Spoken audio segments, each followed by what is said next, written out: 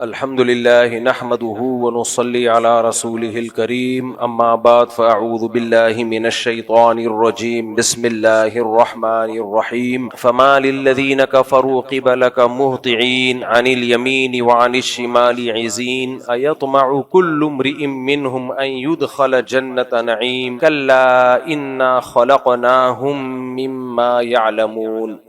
سورہ معارج کی ان آیات پہ سفر سے پہلے درس چل رہا تھا۔ فما للذین کفروا قبلک مہطعین عن الیمین وعن الشمال عزین۔ نبی کریم صلی اللہ علیہ وسلم نے جب دعوت دی تو چاروں طرف سے مشرکین مکہ آپ پہ ٹوٹ پڑے، مختلف ٹکڑوں کی شکل میں آتے تھے، مختلف قسم کے اعتراضات کرتے تھے۔ بعض مشرکین کا خیال یہ تھا کہ ہمیں اللہ نے دنیا میں اتنی دولت دی ہے، اتنی عزت، اتنی شہرت، اتنا سب کچھ دیا، تو یہ کیسے ہو سکتا ہے کہ اگر آخرت قائم ہوئی تو ہمیں وہاں کچھ نہیں ملے گا؟ اگر اللہ ہم سے ناراض ہے تو اللہ ہمیں دنیا میں ہی نہ دیتا، جب دنیا میں اتنا کچھ مل رہا ہے تو آخرت میں بھی ہمیں ملے گا۔ تو اللہ نے قرآن میں فرمایا اَيَحْسَبُ كُلُّ امْرِئٍ مِّنْهُمْ أَن يُدْخَلَ جَنَّةَ نَعِيمٍ۔ ان میں سے ہر شخص کا یہ گمان ہے کہ اس کو عیش کے باغات میں داخل کیا جائے گا۔ آج بھی بہت سے مسلمانوں کا یہ گمان ہے اپنے بارے میں، دو چار نیکیاں کر کے کہ ہم، یعنی آج کل نا یہ چیز بہت زیادہ پھیلائی جاتی ہے، کوئی بھی شخص گناہ کرتا ہو تو بھائی اللہ غفور الرحیم ہے، بخش دے گا۔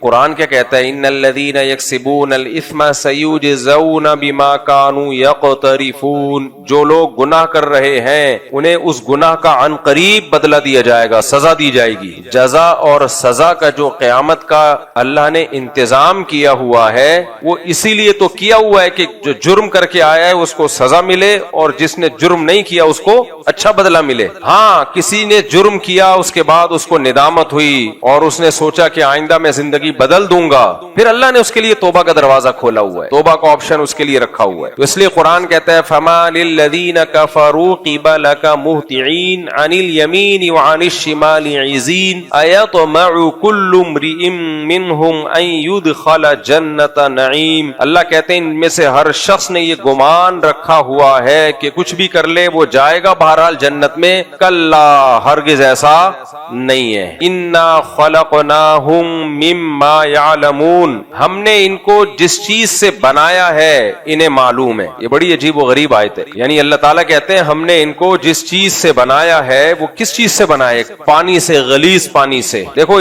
کسی بھی چیز کی جو فضیلت ہوتی ہے نا، کوئی بھی چیز جو قابل تعریف ہوتی ہے تو وجہ سے وہ قابل تعریف ہوتی ہے اور اس کو کوئی ایوارڈ دیا جاتا ہے، کوئی اس کی طرف دل مائل ہوتا ہے، یا تو اس کا میٹیریل ایسا بہترین ہو، بڑا قیمتی ہو، جیسے سونا ہے، سونے سے آپ چھوٹی سی اینٹ بھی بنا دو، کوئی ہار بندے، کوئی چوڑیاں، ایسی نہیں، بس سادہ سی اینٹ بنا دو تو بھی وہ بڑی قیمتی چیز ہے، اس کو بہت سجا کے تمیز سے لاکر میں رکھا جاتا ہے۔ وجہ کیا ہے کہ جو بنی ہوئی چیز ہے وہ تو ایسے ہی ہے، ایک چھوٹا سا پتھر بنا دیا، لیکن جس میٹیریل سے بنی ہے وہ میٹیریل کیا ہے بولو؟ تو بہت قیمتی ہے۔ تو اللہ فرماتے ہیں انا خلقناہم مما یعلمون، ہم نے تمہیں جس میٹیریل سے بنایا وہ کوئی قیمتی چیز نہیں ہے، وہ غلیظ پانی ہے، مٹی اور مختلف اجزاء کو کشید کے اللہ نے اس کو، جب ماں باپ خوراک کھاتے ہیں تو اس سے وہ اسپرم بنتا ہے، وہ اتنا غلیظ پانی ہے کہ لوگوں کو اس سے گھن آتی ہے۔ ان الم نخلقکم من ماء مہین، قرآن کہتا ہے کیا میں نے تمہیں ایک ذلیل پانی سے پیدا نہیں کیا؟ انتہائی ذلیل پانی، گھٹیا۔ جب ہم بنے ہیں تو بھی ایک بہت باریک سی لیئر ہمارے اوپر چڑھا دی گئی ہے جس کی وجہ سے ہم دیکھنے میں تھوڑے اچھے لگتے ہیں، وہ ذرا سی لیئر ہٹ جائے اندر گند ہی گند بھرا ہوا ہے۔ انسان کے جتنے سوراخ ہے نا سب سے گند نکلتا ہے۔ آنکھوں سے کیا نکلتا ہے؟ آنسو۔ کیا وہ کوئی خوشبودار چیز ہے؟ کوئی اپنے آنسو نکال کے آپ پہ مل دے، آپ غصے میں ایک تھپڑ لگاؤ گے، یار کیا کر رہے ہیں میرے ساتھ۔ ناک سے کیا نکلتی ہے؟ گندی رطوبت، اتنی گھن آتی ہے، وضو خانے میں کبھی یقین نہ آئے تو آئیں بیٹھیں دیکھیں لوگ کیسے سڑپے لگا رہے ہوتے ہیں، ناک پورے پورے تھپڑے چپکا کے آتے ہیں۔ یہ آداب ہے نمازیوں کے مسجدوں میں الحمدللہ، پورے پورے وہ چپکائے ہوئے ہوتے ہیں انہوں نے۔ تو کان سے کیا نکلتا ہے؟ میل، تیلیاں ڈال ڈال کے لوگ نکال رہے ہوتے ہیں، کسی کو دکھائیں کتنا غصہ آتا ہے، بھائی اپنا گند ہمیں کیوں دکھا رہا ہے؟ ایک سوراخ کان ہے، منہ سے تھوک، کسی کے اوپر تھوکو چماٹ لگائے گا وہ۔ باقی جو کچھ راستے تو ایسے ہی وہ ہیں ہی گندگی نکلنے کے لیے، ان کا تو تذکرہ کرتے ہوئے بھی گھن آتی ہے، تصور سے بھی گھن آتی ہے۔ مسام سے پسینہ نکلتا ہے، وہ بھی بدبودار، لوگ کہتے ہیں یار پسینہ آ رہا ہے نہا کے آ جا، تو ذرا ذرا سی چمڑی ادھڑے نا, اندر کیا ہے؟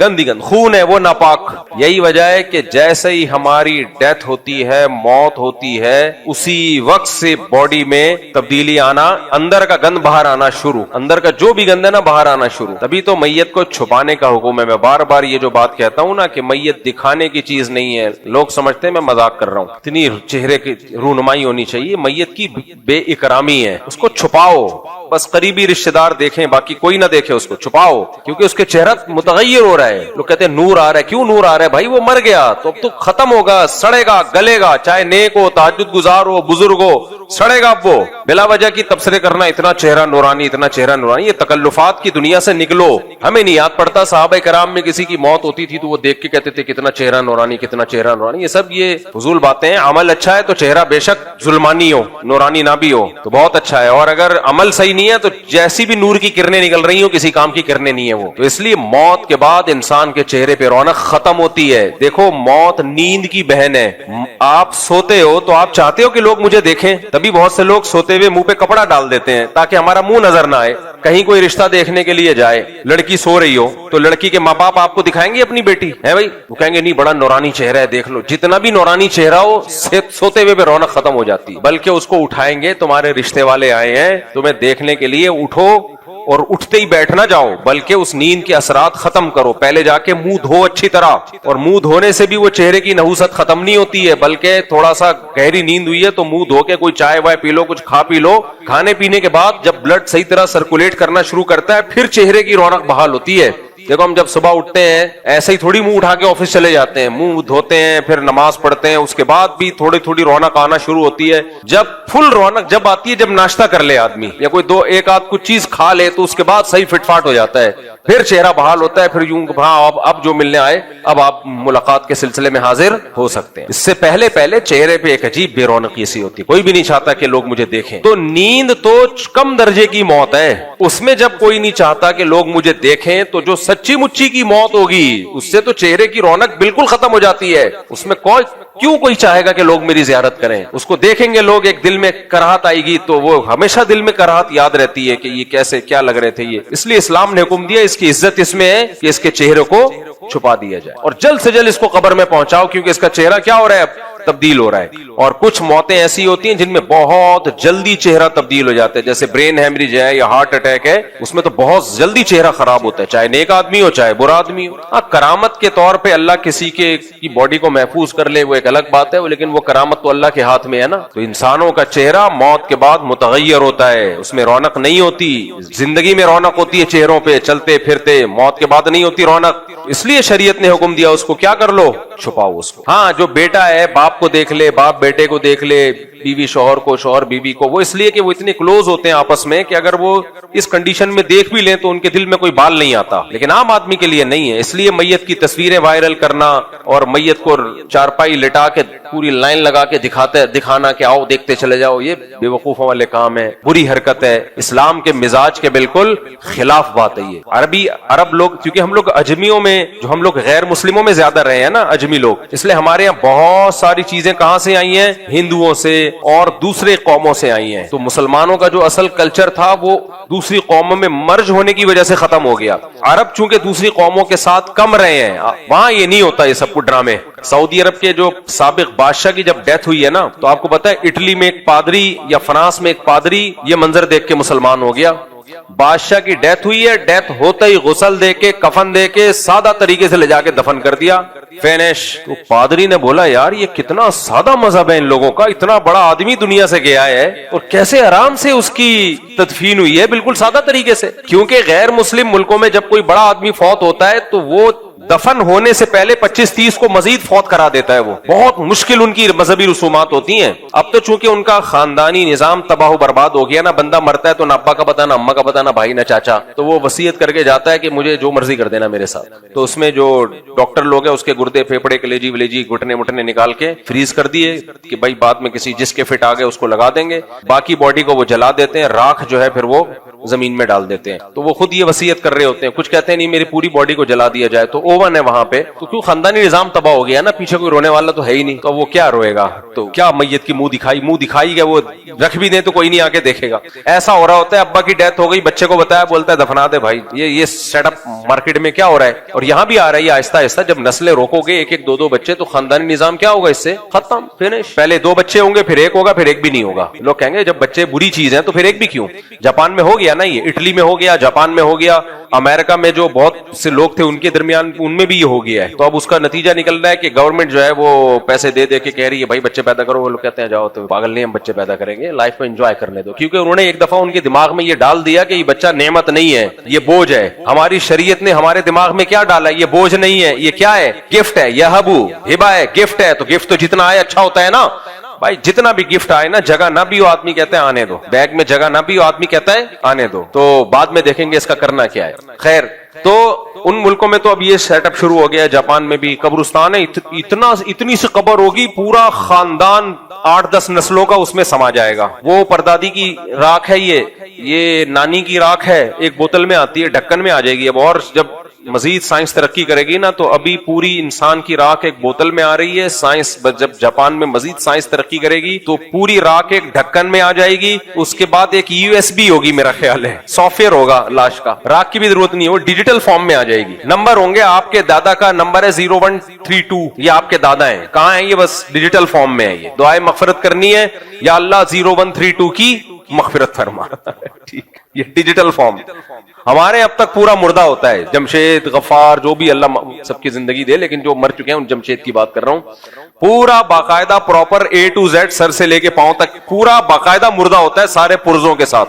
اسی لیے تو بہت سے لوگ جنازے کو چارپائی کو کندھا نہیں دیتے, کیونکہ اتنے صحت مند ہوتے ہیں بعض لوگ, کندھا دینے میں اگلے کو ڈر ہوتا ہے کہ اگلا جنازہ میرا نہ ہو. ایک بھاری بھرکم آدمی کا انتقال ہو گیا نا, تو اس لوگوں نے کہا, اس کے بچوں نے کہا بھائی کندھا دو. لوگوں نے کہا ہم نے تھوڑی مارا ہے بھائی, تو اس لیے کہ وہ اٹھانا میں بڑی ٹینشن ہو رہی تھی. تو کہاں سے کہاں بات چلی جاتی ہے, دیکھو یار. ہاں نہیں آ رہا ہوں, اس طرف آ رہا ہوں, بہت پیچھے چلے گئے آپ تھوڑا سا. ہاں میں یہ عرض کر رہا تھا, ہاں میں یاد آیا مجھے, تو غیر مسلموں کے ہاتھ تو میت کی رونمائی اس لیے ختم ہو گئی, خاندانی نظام ہی تباہ ہو گیا. لیکن ان میں جو فیملی والے لوگ ہیں نا, ان کے ہاں پھر بہت مشکل ہے بھائی. میرا دل چاہتا میں ولاگ بناؤں کہ یار ان کی میت کی رسومات دیکھو, 2-2, 3-3 ہفتے, 1-1 مہینہ. اور اگر کوئی وزیر یا رائل فیملی کا کوئی بندہ, ابھی وہ جو برطانیہ کی ملکہ فوت ہوئی تھی, اس کی ڈیتھ جب ہوئی ہے تو کتنے مہینے بعد اس کو دفن کیا ہے. اتنا لمبا ان کی میتوں کا پروٹوکول ہوتا ہے. انسان کہتا ہے اللہ تیرا کتنا فضل ہو گیا, تو نے ہمیں اسلام دیا. اور ٹھیک ٹھاک خرچہ ہوتا ہے. جو کرسچن, جو مسیحی لوگوں میں جو فیملی والے لوگ ہیں, خاندانی لوگ ہیں, بڑی فیملیاں ہیں, لاکھوں روپے میت کی تدفین پہ خرچہ ہوتا ہے. جب مر گئے تو پھر اس کو سوٹ بوٹ ٹائی, اور تابوت بھی مہنگا والا ہوتا ہے, ٹھیک ٹھاک مہنگا تابوت. پھر اس کو لا کے رکھا جائے گا, پھر وہ قافلے آئیں گے, پھر یہ ہوگا, پھر وہ ہوگا, پتہ نہیں کیا, کچھ پادری آئے گا, پھر وہ پڑھتا رہے گا کچھ نہ کچھ. 1 سے 1.5 ہفتہ تو کم از کم لگے گا. پھر اس کے فضائل پہ کانفرنس منعقد کی جائے گی کہ یہ کیا کیا کرتے تھے, کیا کیا ان کی کارگزاریاں تھی. اس کے بعد جا کے اس کو پروٹوکول کے ساتھ دفن کیا جائے گا. اسلام نے ان سب چیزوں کو ناجائز قرار دے دیا. کیا قرار دے دیا؟ ناجائز. اور ہمیں حکم دیا کہ جب کسی کی ڈیتھ ہو فوراً اس کو دفنا دو. اور دفنانے کے لیے کوئی سوٹ بوٹ کی ضرورت نہیں ہے, کوئی 3 پیس سوٹ, شلوار قمیض, نہ, یہ زندوں کے لیے ہے. مردے کے لیے کیا ہے, مرد ہے تو 3 چادریں, عورت ہے تو 5 چادریں, بس اس میں پردہ زیادہ ہے. 5 چادروں میں, اس کے لیے سفید ہونا بھی ضروری نہیں, بہتر ہے سفید ہو, کسی بھی کلر کی مل جائے, چادر ہو, سلا ہوا کپڑا نہیں ہوگا. آسان رکھا نا اس کو, اور فوراً دفناؤ, فوراً سے پہلے. ہاں یقین ہو کہ مر گیا ہے, ایسا نہ ہو ابھی پتہ ہی نہ ہو, سو رہا ہو اور آپ نے اٹھا کے دفنا دیا, بعد میں وہ نکل کے آیا, آپ کہہ رہے میں سمجھا تو مر گیا ہے. کیونکہ 2 واقعات میرے علم میں ہیں کہ وہ مرا نہیں تھا اور لوگوں نے سمجھا کہ مر گیا ہے. ایک واقعہ تو میں بھول گیا, لیکن دوسرے کی تفصیل مجھے یاد ہے. وہ تو ہمارے سامنے کا ہے. ہمارے ایک دوست کی, یہ میں نے پہلے بھی بیان میں بتایا ہے, ہمارے ایک دوست کی ساس صاحبہ کی ڈیتھ ہوئی. ان کا فون میرے پاس آیا کہ میری ساس کا انتقال ہو گیا ہے. عباسی ہاسپٹل تھا یا سول ہاسپٹل سے ان کی میت ہاکس وے روڈ کی طرف جا رہی تھی. انہوں نے بتایا کہ تمبو ومبو گھر کے باہر لگا دیا, راستے میں کوئی جھٹکا آیا ہے ٹائٹ والا, ساس صاحبہ ہلنا جلنا شروع کر دیا. انہوں نے پتا چلا کہ وہ انتقال نہیں ہوا تھا, وہ سکتا ہوا تھا. تو شکر ہے وہیں نہیں دفنا دیا انہوں نے. تو وہ اگر یعنی کوئی ایسے کسی سکتے والے کو دفنا دیا جائے, وہ تو قبر میں جا کے تو ویسے ہی مر جائے گا وہ بیچارہ, ورنہ قبر اکھاڑ کے اگر باہر آ گیا نا تو جتنے اس کو دیکھیں گے وہ کنفرم مریں گے. وہ سمجھیں گے کہ یہ مردہ ہے جو قبر سے نکل کے آ گیا. خیر جی, تو جب یقین ہو جائے کہ یہ اس کی موت واقع ہو گئی ہے, یقین ہو جائے, تو کتنا آسان رکھا ہے شریعت میں, کتنا آسان رکھا. دیکھو یار بات موضوع ہٹ تو رہا ہے, لیکن بار بار نہ ایک بات آتی ہے کہ ہمارا دیندار طبقہ کدھر کو جا رہا ہے. جتنا اسلام میں سادگی ہے اتنا ہی مذہبی طبقے نے مذہبی رسومات ایسی نکال لی ہیں کہ سادگی تو کہیں نظر ہی نہیں آتی. ربیع الاول میں دیکھ لو, کہیں سے لگتا ہے کہ سادگی ہے اسلام میں. کیسی رسومات ہونی ہے ربیع الاول میں, بتیاں اور یہ اور وہ, جی مذہب کے نام پہ. محرم میں دیکھ لو, کہیں سے نظر آتی ہے سادگی. کتنا آسان رکھا ہے اسلام نے, فوکس کیا ہے وہی مذہبی رسومات کیسی ہوں گی, سادہ ہوں گی. مسجدیں دیکھ لو, نبی کریم صلی اللہ علیہ وسلم کے دور میں آج مسجدوں میں جاؤ, آدمی کہتا ہے پتہ نہیں مسجد میں آیا ہوں یا کسی رائل فیملی کے جو ہے نا کسی کے محل میں آ گیا ہوں میں. اسلام میں مسجدوں میں دیکھو, عیسائیوں کے چرچوں میں ڈیسک ہوتے ہیں, مسلمانوں کی مسجدیں ہمیشہ سے زمین پہ بیٹھو. یہ سادگی ہے یا نہیں ہے؟ تبھی تو میں کہتا ہوں یہ جو کرسیوں کے رواج جو معذور ہیں وہ تو ایک الگ بات ہے,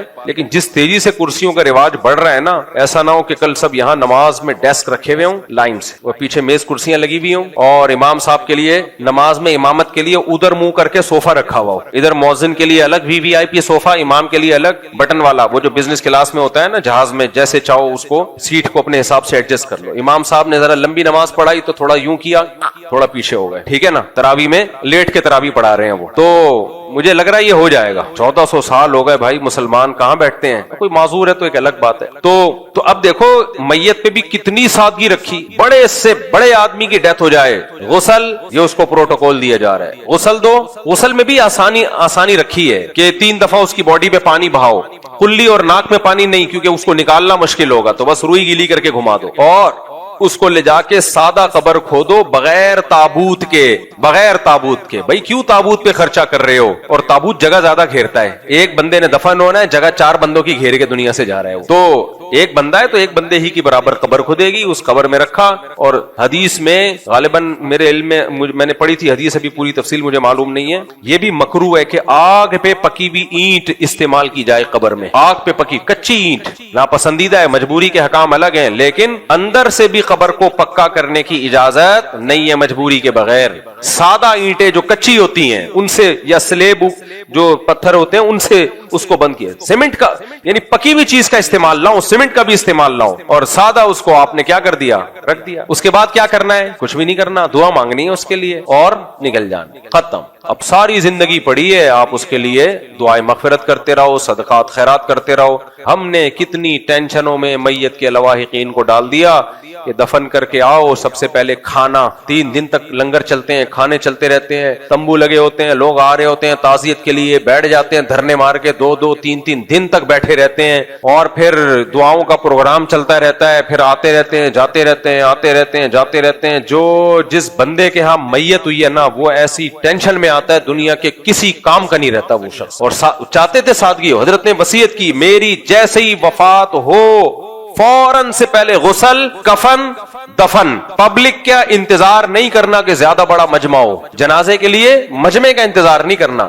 دیکھو جتنے زیادہ لوگ جنازہ پڑھیں میت کو فائدہ ہوتا ہے, لیکن یہ جو اسی وقت جتنے جمع ہو جائیں, انتظار کر کر کے نا کہ تاکہ زیادہ سے زیادہ لوگ آئیں, زیادہ سے زیادہ لوگ آئیں, یہ سنت کے خلاف ہے ایسا مجمع. زیادہ مجمع جب فائدہ دے گا میت کو کہ جب وہ سنت کے مطابق ہو. آپ نے میت کو دفن کرنے میں تاخیر نہ کی ہو, اتنی تاخیر جتنی قبر کھدنے میں تاخیر ہوتی ہے اتنی تاخیر تو ٹھیک ہے, پھر جتنے لوگ آ جائیں اس سے زیادہ تاخیر ٹھیک نہیں ہے. لیکن آج ان احکامات کی دھجیاں اڑائی جا رہی ہیں. دیندار گھرانوں میں بھی ایسا ہی ہے, کسی بڑے بزرگ کی ڈیتھ ہو جائے, وہ وفات ہو جائے, تو پھر دیکھو ابے دفناؤ نہ, اتنا لمبا پروگرام چلتا ہے, 2-2 دن, ایک دن. پھر منجلا بیٹا وہاں سے آ رہا ہے, پھر جاپان سے سیٹ نہیں مل رہی ایک بیٹی کو, پھر امریکہ سے سیٹ نہیں مل رہی ایک بیٹی کو. بھائی چھوڑو, دفنا دو, وہ آ جائے گی تعزیت کے لیے.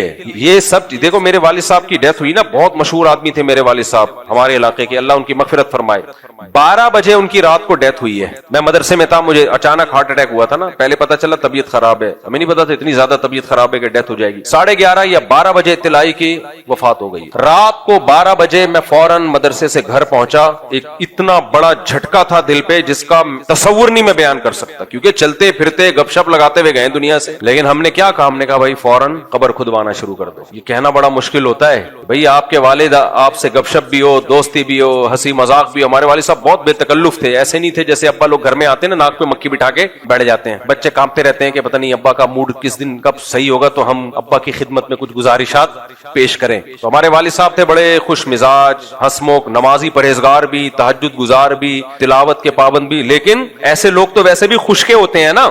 ابے گھر میں جو ابا نیک ہوتا ہے نا, ٹینشن بھی وہی دے رہا ہوتا ہے سب سے زیادہ. میرے بچے بیٹھے ہوئے کہ نہیں بیٹھے ہوئے؟ کہاں بیٹھے ہوئے؟ میرے بچوں کے لیے بھی ضروری ہے یہ باتیں سنیں. جو ابا گھر میں ایک ہی بیٹھا ہوا ہے, باقی سب کھیل رہے ہوتے ہیں. گھر کی مرغی دال برابر. کوئی بچہ بیٹھ کے بیان نہیں سنتا میرے, کہتے گھر کی مرغی کیا ہے, لوگ کوئی لانڈی سے آ رہا ہے, کوئی امریکہ سے آ رہا ہے. گھر کے بچے کہتے ہیں ابا ہے نا کیا ہے.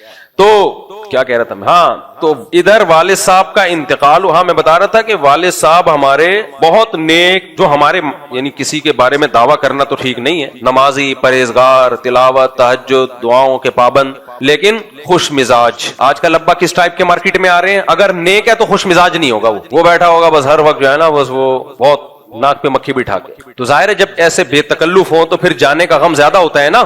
یہ میں اس لیے بتا رہا ہوں کہ آپ میں سے بھی اگر کوئی ابا ہے تو گھر میں تھوڑا ایسا چنگیز خان بن کے داخل نہ ہوا کریں, چنگیز خان بن کے گھر میں داخل نہ ہوا کریں. تو 12 بجے ڈیتھ ہوئی ہے, 11:30 یا 12 بجے. ہاسپٹل سے آنے میں ٹائم جتنا لگا 1-1.5 گھنٹہ. اس کے بعد فوراً غسل فجر اور فوراً جو ہے نا ہم نے قبر تیار کروانے کا حکم دے دیا تھا. آپ سوچو دل پہ آرے چل رہے ہوں گے کہ نہیں چل رہے ہوں گے. ہم نے کہا بھائی جو اللہ کا حکم ہے وہ پورا کرنا ہے. صبح 9 بجے ہم ان کو جنازہ پڑھ کے دفنا کے فارغ ہو کے گھر آ چکے تھے. سمجھ رہے ہو, حالانکہ رات عشاء کی نماز انہوں نے مسجد میں پڑھنے کے لیے گئے ہوئے تھے جس کے دوران ہارٹ اٹیک ہوا ان کو, اور سارا دن گھر میں گزارا. بڑے یعنی عشاء تک گھر میں فٹ فاٹ, اور صبح 9 بجے سے پہلے قبر میں دفن ہو چکے تھے یا 9 بجے کے قریب. اور اتنی تاخیر بھی کیوں ہوئی, قبر کھدنے میں دیر لگی ہے. اب جب ہم گھر پہ آئے نا تو مسجدوں سے اعلانات ہو رہے تھے فجر کے بعد بھی. اب لوگ تو کراچی میں اٹھتے کتنے بجے ہیں, 8-9 بجے اٹھتے ہیں, بلکہ 11-12 بجے اٹھتے ہیں. جب اٹھے تو ان کو اطلاع ملی کہ جی حافظ مسعود صاحب کا انتقال ہو گیا ہے. ایک کوہرام مچ گیا علاقے میں, کیونکہ بہت زیادہ لوگ ان سے محبت کرتے تھے, بہت ایک مشہور تھے وہ علاقے میں. آپ تعزیت کے لیے لوگوں نے ہمارے گھر رخ کیا کہ والد صاحب کا انتقال ہو گیا. قائم نے کہا ہم دفنا دیا. لوگوں یقین نہیں آ رہا کہ یار ابھی اعلان ہوا ہے اور آپ لوگ دفنا کے فارغ ہو چکے ہو. میں نے کہا جی ہو چکے. حالانکہ ہم مجمع اکٹھا کرنا چاہتے ہیں نا ان کے نام پہ. ہمیں پتا تھا اتنا کراؤڈ ہو جانا تھا جس کی کوئی انتہا نہیں تھی, کیونکہ بہت دور دور علاقوں تک ہمارے والد صاحب کو جاننے والے اور محبت کرنے والے لوگ تھے. میں نے کہا نہیں بھائی, میرا خیال ہے 2 صفحے تھی نماز میں نے خود پڑھائی, 2 یا 3 صفحے تھی جو اویلیبل تھی اس وقت بس, اور آرام سے ان کو دفنا دیا. واپس آئے, لوگ آ رہے ہیں. ارے یار یہ کیسے؟ ہم نے کہا بھائی ایسا ہی ہوتا ہے, شریعت میں کیا ہے اسی طرح ہی ہوتا ہے. تو آج پتہ نہیں کیا کر لیا ہے لوگوں نے, کوئی بھی مر جائے. میں نے اپنے بارے میں بھی وصیت کی بھی ہے, بھائی میری جیسے ہی مرے فوراً غسل کفن دفن. مفتی صاحب مارکیٹ سے کیا ہو گئے شاٹ. ضرورت کس چیز کی ہے؟ دعاؤں کی. وہ کرتے نہیں ہیں, اور تکلف دیکھو, رونا دھونا, ہا ہا ہو ہائے ہائے, پھر وہ باتیں بالکل ہی اللہ معاف فرمائے میراثیوں والے سٹائل ہوتے ہیں آج کل. تو بھائی ہم اہل سنت والجماعت ہیں, سنی ہیں. سنیوں کے مذہب میں کیا ہے, کسی کی موت پہ واویلا کرنا ہے یا صبر کرنا ہے؟ صبر. ہاں جو شیعہ لوگ ہیں ان کا جو بھی مذہب ہے وہ جانے, ہم تو سنی ہیں بھائی. سنیوں میں کسی کی بھی موت واقع ہو جائے تو صبر کرنا ہے. صبر پہ اجر ملے گا. اچھلنے کودنے پہ ہی ہا ہو شور شرابے بے ہوش ہو کے گر رہا ہے, ایسے بھی ہم نے لوگ دیکھے ہیں. ابا کی موت واقع ہوئی ہے اور جنازے میں کوئی ہوا ادھر کو گر رہا ہے, کوئی ادھر گر رہا ہے, کوئی اس کو سنبھال رہا ہے جا کے, وہ کر رہا چیخ رہا ہے چلا رہا ہے. کیوں اپنی جہالت دنیا کو دکھا رہے ہو میرے بھائی؟ یہ شو کرنا کہ مجھے بہت غم ہو رہا ہے. تو آپ کیا سمجھ رہے ہو ہمیں غم نہیں ہو رہا تھا ابا کی موت پر؟ ہمیں بھی اب تک سوچنے سے غم ہوتا ہے. تو اس غم کو چھپاؤ بھائی, دل میں رکھو اپنے, اللہ سے مانگو. اور جانا سب نے ہے, کوئی پہلی دفعہ کوئی نیا کام نہیں ہوا ہے. سب پیدا کس کام کے لیے ہوئے ہیں؟ مرنے کے لیے ہوئے ہیں. تو وہی ہوا ہے جس کے لیے پیدا ہوئے تھے, کوئی اچھمبے کی بات نہیں ہو گئی. بعض لوگ ایسے اچھل رہے ہوتے ہیں جیسے پہلی دفعہ ان کے ہاں میت ہوئی ہے, باقی تو سارے آدم علیہ السلام کے زمانے سے چلے آ رہے ہیں اب تک, اور چلتے رہیں گے قیامت تک. شوہر مر جائے, خواتین روتی ہیں, ایسے روتی ہیں, اور محبت کا ثبوت دینے کے لیے. زندگی میں تو نچوڑ, سب خواتین کی بات نہیں کر رہا, پھر وہ خواتین غصہ ہوتی ہیں, زندگی میں بھی بہت محبت کرتی ہیں. آج ایک وکیل کا ایک وکیل کی وہ ایک ویڈیو آئی بڑی زبردست. وہ ماشاءاللہ بڑا خاندانی وکیل ہے, میں نے اس کو ٹائم دیا ملاقات کے لیے. وہی عدالتی خلا کے خلاف کافی زبردست تحریک چلا رہا ہے. وہ وکیلوں میں بھی بڑے بڑے خاندانی لوگ پڑے ہوئے ہیں. اس کا ایک کلپ آیا, اس نے کہا میرے پاس جو بھی کیس آتے ہیں نا خواتین کے خلا کے کیس, اس میں وہ لکھ رہی ہوتی ہیں مجھے اپنے شوہر سے نفرت ہے, میں اللہ کی حدود پہ قائم نہیں رہ سکتی, قانونی الفاظ ہیں, حدود اللہ پہ قائم نہیں رہ سکتے, اور مجھے اس سے خلا چاہیے اور میں بالکل نفرت کرتی ہوں. اور پھر کہتی ہیں مجھے اس سے ہر مہینے 2 لاکھ روپے چاہیے کیونکہ اس کا یہ بزنس ہے, یہ اس کی جاب ہے, اور یہ سائیڈ میں اتنا اچھا اس کا. وہ کہہ رہے ہیں نفرت کے بعد بھی پیسہ ٹھیک ٹھاک چاہیے. جس سے انسان کو نفرت ہوتی ہے نا, آدمی کہتا ہے تو مجھے پیسہ دے گا میں تیرے منہ پہ ماروں گا. آپ میرے پاس آئے اور کہیں مفتی صاحب آئی ہیٹ یو, مجھے آپ سے بہت نفرت ہے, اب بالکل بھی مجھے اچھے نہیں لگتے, یہ 50 روپے. میں کہوں گا کہ اس قابل تو نے مجھے چھوڑا کہاں ہے, پکڑ اپنے یہ 50 روپے. ہاں اگر آپ کہوگے مفتی صاحب آئی لو یو, مجھے آپ سے بہت محبت ہے, یہ 50 روپے, وہ 50 کے 25 بھی ہوں گے, میں کہوں گا یار ماشاءاللہ, آنکھوں سے لگاؤں گا. یہی ہو رہا ہے نا آج کل مارکیٹ میں. ہو کیا رہا ہے, عدالتوں میں خواتین جاتی ہیں, 2 ٹکے کا آدمی نہیں ہے, مجھے اس سے نفرت ہے, مجھے 1.5 کروڑ روپے چاہیے اس سے. تو اس وکیل سب خواتین کی بات نہیں کر رہا, سب جاتی بھی نہیں عدالت میں, اور کچھ جاتی ہیں تو واقعی ویلڈ ریزن بھی ہوتی ہے, تو اس لیے بہت کم خواتین ہیں جن کے بارے میں اس نے یہ بات کی ہے. تو کیا بات چل رہی تھی, دیکھو آج بہت ٹائم ہے جا رہا ہوں میں, اصل میں میرا دماغ کسی اور موضوع کی طرف اٹکا ہوا ہے. ہاں وکیل صاحب سے تو ملاقات کرنی ہے, وہی عدالتی خلا پہ کہہ رہے تھے اگلے جمعے میں نے ٹائم دیا. ہاں کفن دفن کی بات چل رہی تھی.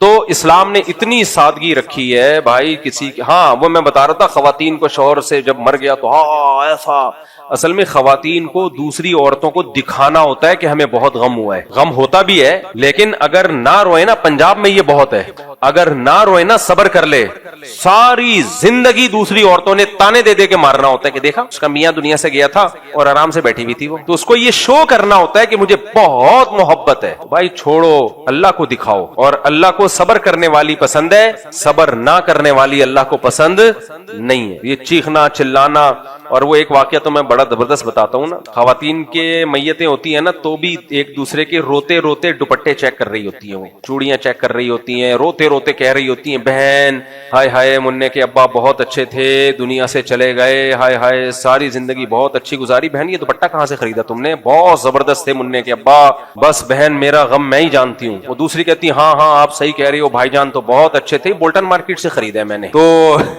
یہ چل رہا ہوتا ہے پروگرام, یہ میں نے حیدری سے خریدا ہے, نہیں میں نے بولٹن مارکیٹ سے خریدا. اچھا ہاں ہاں بہن مننے کے ابا, ہاں وہاں ذرا سستا مل جاتا ہے. یہ سب کانورزیشن بھی آپس میں میت پہ چل رہی ہوتی, رشتوں کی باتیں بھی چل رہی ہوتی ہیں, ہائے ہائے روتے. بہن وہ لڑکی دیکھی تم نے, میں اگر اپنے بیٹے کے لیے پسند کر لوں تو کیسی رہے گی, پھر رونا دھونا شروع, پھر آنکھ. تو ان کے سارے پروگرام میت پہ بھی. میں نے ایسی شادی دیکھی ہے میت پہ سیٹ ہوئی تھی بھائی, آپ سمجھ رہے میں مذاق کر رہا ہوتا ہوں, میں مذاق نہیں کر رہا. میں نے خود لڑکا لڑکی سے پوچھا تم دونوں ایک دوسرے سے ملے کہاں سے, کہہ رہے میت پہ سیٹنگ ہوئی تھی, اور ان کے ماشاءاللہ آج بچے ہیں. تو میت پہ گئے تھے, روتے روتے ایک دوسرے کو تاڑا ہے انہوں نے, ظاہر ہے رشتہ داروں کی میت تھی نا, روتے روتے ایک دوسرے کو تاڑا ہے. لڑکے نے دیکھا وہ رو رہی ہے, روتے ہوئے بھی کچھ اچھی لگ رہی ہے, اس نے بھی دیکھا ایک دو آنسو اس کی آنکھوں سے نکل رہے ہیں, لیکن بندہ لڑکا ہینڈسم لگ رہا ہے. اب یہ تو دنیا میں جنہوں نے جانا تھا وہ تو چلے گئے نا, ہم تو زندہ ہیں نا. ایسی دماغ استعمال ہو رہا ہوتا ہے بھائی, یہ تو انکل چلے گئے, اب ان کا کیا شادی بیاہ سے لینا, ہم تو زندہ ہیں, ہم تو اب یہ ہینڈسم لڑکا دوبارہ پتہ نہیں نظر آئے گا کہ نہیں آئے گا. اور وہ بھی تاڑ رہا ہوتا ہے کہ یار اتنی لڑکیوں میں یہ والی صحیح لگ رہی ہے مجھے, اور پہلی میت میں بغیر میک اپ کے نظر آتی ہے لڑکی. اس کو بھی لوگ پھر وہ دیکھ رہے ہوتے ہیں کہ یار یہ, اب تو میں نے سنا ہے میت میں بھی میک اپ کر کے آ رہی ہوتی ہیں, واللہ عالم. بہرحال یہ عورتوں کا اپنا معاملہ ہے, وہ میک اپ کریں نہ کریں یہ ان کا ہیڈک ہے, لیکن پہلے زمانے میں بغیر میک اپ کے. تو یہ جب کی میں بات کر رہا ہوں اس وقت وداؤٹ میک اپ آ جایا کرتی تھی. تو اس نے بولا کہ یار یہ چانس قیامت تک مجھے دوبارہ کبھی بھی نہیں ملے گا اوریجنل کنڈیشن میں دیکھنے, اوریجنل میں خوبصورت ہے, اس کا مطلب اوکے کی رپورٹ. تو آپس میں دونوں کی سیٹنگ ہوئی, اور شاید میں نے ہی نکاح پڑھایا تھا ان کا, مجھے تبھی انہوں نے کہانی جو سنائی نا اپنا واقعہ سنایا, تو وہ شاید وہ مجھے یاد پڑتا ہے میں نے نکاح پڑھایا اسی پہ, میں نے رشتہ کہاں سے ملا, تو پھر اس نے بتایا کہ ایسے سیٹ ہوئے تھے. تو جب ایک واقعہ تو میرے سامنے آ گیا, میرے سامنے 100 واقعے کسی علاقے میں ہوتے ہیں نا تو ایک میرے سامنے آتا ہے, سمجھ رہے. خیر, تو اسلام نے کتنا سادہ سا حکم دیا بھائی, یوں کرو یوں دفناؤ, دعا مانگو. اب یہ جو ہمارے بارے میں ہم لوگ کہتے ہیں یہ وہابڑے, مر گیا مردود, نہ فاتحہ نہ درود, ان کیا تو مردہ بھی بڑے آرام سے چلا جاتا ہے, کچھ بھی نہیں ہوتا, کوئی کچھ بھی نہیں ہوتا. بھائی ایسا ہی ہے اسلام, یہی ہے. عربی سعودی عرب میں جاؤ, عربوں میں بعض کوالٹیز بہت خاندانی ہے, بہت ان میں اسلام کی کچھ چیزیں ایسی عربوں میں باقی رہ گئی ہیں جو بڑی خاندانی ہیں. ان میں ایک یہ بھی ہے کہ میت پہ اچھل کود نہیں کرتے, وہ چیخو پکار نہیں کرتے, صبر, ما قدر اللہ, جو مقدر تھا ہو گیا، بس بڑے سے بڑے غم میں. دوسرا، جیسے ہی موت واقع ہوئی، غسل، کفن، دفن، فینش، کوئی تیجا نہیں، کوئی 40واں نہیں، کوئی برسی نہیں. بھائی دعا مانگتے رہو، زندگی پڑی، اور وہ مانگتے ہیں دعا. اور ایسے لوگ زیادہ دعائیں مانگتے ہیں جو تیجے 40 میں کرتے ہیں، وہ فارغ ہو جاتے ہیں بریانیاں پھوڑ پھاڑ کے. ہم بھی اپنے والدین کے لیے آج تک دعا کرتے ہیں، اور انشاءاللہ موت تک کرتے رہیں گے. سب سے زیادہ دعائیں انسان کرتا ہی اپنے ماں باپ کے لیے. بھائی ان سے بڑا محسن کون ہو سکتا ہے؟ تو ہم نے تیجا نہیں کیا، ہم نے 40واں نہیں کیا، ہم نے ابا اماں کی برسی نہیں منائی. اسی وجہ سے ساری زندگی ہم ان کے لیے کیا کرتے ہیں؟ جب دعاؤں کے لیے ہاتھ اٹھاتے ہیں، سب سے پہلے اپنے ابا اور اپنی اماں، اپنی ماں اور اپنے باپ کے لیے. اور آپ نے دیگے لگا لی، فارمیلٹی پوری کر لی، اور دنیا کو پتا چل گیا جی ان کے ہاں ابا گئے ہیں. ہمارے ہاں تو پتہ ہی نہیں چلا بیچارہ. مجھے یاد ہے ایک مہینے بعد بھی لوگ ملتے رہے، کہہ رہے ہیں یار ہمیں یقین نہیں آ رہا کہ ایسے چلے گئے حافظ مسعود صاحب. اتنے بڑے آدمی تھے، اتنے مشہور آدمی تھے، اتنے لوگ ان کو جانتے تھے، یار ایک دم ایسے. میں نے کہا بھائی یہی ہے شریعت میں، کیا ہے ایسے ہی ہے. تو ایک تو میت کی رونمائی کی رسم غلط ہے. دوسرا، رونمائی میں ہوتا کیا ہے؟ ایک تو میں نے بتایا نا، چہرے کی رونق میت کی ختم. دوسرا، اس کی ناکوں میں روئی ٹھوسی بھی ہوتی ہے، منہ میں روئی، اسی طرح سے اس کی تصویریں لی جا رہی ہوتی ہیں. آپ اپنی کبھی سیلفی کھنچواؤ گے؟ مفتی صاحب آپ کے ساتھ ایک سیلفی لینا ہے، لیکن پہلے میں ناک میں روئی ٹھوس لوں. اپنے روئی ٹھوسی بھی ہوگی تو پہلے نکالو گے آپ، تو برا لگ رہا ہوں. تو میت کا بھی اکرام کا حکم ہے، تو اس کے اکرام کا تقاضا یہ نہیں ہے کہ اس کے ساتھ سیلفیاں لے کے ڈالو یا اس کے ناک میں روئیاں ٹھوس کے اس کی تصویریں لو. اس کے اکرام کا تقاضا کیا ہے؟ اس کے چہرے کو فوراً چھپا دو اور اس کو اس کے ٹھکانے تک پہنچا دو. جہاں اس کی امانت ہے، جس کی امانت ہے، جس زمین کی امانت ہے، اس تک پہنچاؤ اس کو. صحابہ کرام ایسے ہی کرتے تھے. یہاں کچھ لوگ اشکال کرتے ہیں کہ نبی کریم صلی اللہ علیہ وسلم کا جنازہ اتنے دن کے بعد کیوں دفن ہوا؟ بھائی نبی کی کو موت کے بعد بھی ایک ایسی زندگی ملتی ہے، برزخی اتنی پاورفل زندگی ہوتی ہے کہ انبیاء کے چہرے ذرا بھی متغیر نہیں ہوتے. انبیاء کا تو سونے سے وضو نہیں ٹوٹتا میرے بھائی. تو انبیاء کی موت کو عام انسانوں کی موت پر قیاس نہیں کیا جا سکتا. تو نبی صلی اللہ علیہ وسلم کی جب آپ کو دفن کیا گیا اتنے دنوں کے بعد، تو بھی بالکل صحیح سالم آپ صلی اللہ علیہ وسلم کا جسد اطہر تھا. تو وہ عام آدمی اور انبیاء میں بڑا فرق ہوتا ہے. تو یہ عام آدمی کا حکم ہے. تو میں وہ اصل ٹاپک کی طرف آتا ہوں. تو میں یہ کہہ رہا تھا کہ دیکھو، انسان کی جیسے ہی موت واقع ہوتی ہے، فوراً اس کے اندر کا گند باہر آنا شروع. تو انسان کا جو میٹیریل ہے وہ اس قابل نہیں ہے کہ اس کی وجہ سے انسان کی عزت کی جائے. تبھی تو شیطان نے کہا تھا خلقتنی من نار وخلقتہ من طین، جس کو تو نے مٹی سے، اور مٹی بھی بدبودار مٹی، کھنکھناتی مٹی. بچہ جب ابتدائی دنوں میں حمل ضائع ہو جائے نا تو انتہائی بدبودار ہوتا ہے، وہ سخت اسمیل آتی ہے اس سے. جب وہ خون کا لوتھڑا بنتا ہے، گوشت کا لوتھڑا بنتا ہے، انتہائی بدبودار ہوتا ہے. تو مٹی بھی بدبودار مٹی، من حمأ مسنون. تو شیطان نے اعتراض انسان کے میٹیریل پہ کیا. جس میٹیریل سے اس میں جو مال ڈالا گیا ہے وہ تو گارا ہے، وہ تو مٹی ہے، تو مجھے تو نے آگ سے بنایا، میں کیوں اس کو سردہ کروں؟ تو قرآن کیا کہتا ہے؟ انا خلقناہم مما یعلمون. تمہیں جس چیز سے بنایا گیا ہے وہ ہمیں معلوم ہے. اللہ نے اس کا نام بھی نہیں لیا اس موقع پہ. کیا مطلب؟ تمہارا میٹیریل اس قابل نہیں ہے کہ تمہاری عزت کی جائے اور تمہیں جنت میں داخل کر دیا جائے کہ تم بڑے مشک اور عنبر کے ٹیلوں سے بنایا گیا تھا. اور آپ کا نام کیا ہے؟ عبد الاحد نام ہے نا. عبد الاحد بھائی سے وہ خس کی خوشبو لے کر اس میں ملایا گیا، پھر اس سے انسان کو بنا کے اس میں آنکھیں سونے کی آنکھیں فٹ کی گئیں، اور ناک چاندی کی لگائی گئی، اور کان جو تھے اس میں وہ مشک و عنبر کے بنائے گئے. اور جب انسان جو ہے کان سے میل نکالتا ہے تو چاندی کے ٹکڑے نکلتے ہیں، اور منہ سے جب تھوکتا ہے تو شہد کی نہریں نکلنا شروع ہو جاتی ہیں. ایسا کچھ بھی نہیں ہے. تو جو ہمارا میٹیریل کسی کام کا نہیں ہے، تو فضیلت کے لیے اور جنت کے لیے عمل کے علاوہ اب ہمارے پاس کوئی آپشن نہیں. یہ بالکل ایسے ہی ہے جیسے ہم کہتے ہیں نا، بھائی تیری شکل تو اچھی ہے نہیں، کم از کم بات تو اچھی کر لیا کر. کراچی میں یہ بہت کہا جاتا ہے، یار انسان کی شکل اچھی نہ ہو تو کم از کم بات تو اچھی کر لے. شکل کی وجہ سے تو تجھ سے محبت ہو نہیں رہی ہے، بات اچھی کر لیتا تو ہم تجھ سے محبت کر لیتے. نہ شکل اچھی نہ بات اچھی. تو اللہ تعالیٰ بھی یہی انداز ہے کہ تم جس چیز سے بنائے گئے وہ اچھا نہیں ہے. ہمیں تم سے محبت تمہارے میٹیریل کی وجہ سے نہیں ہے.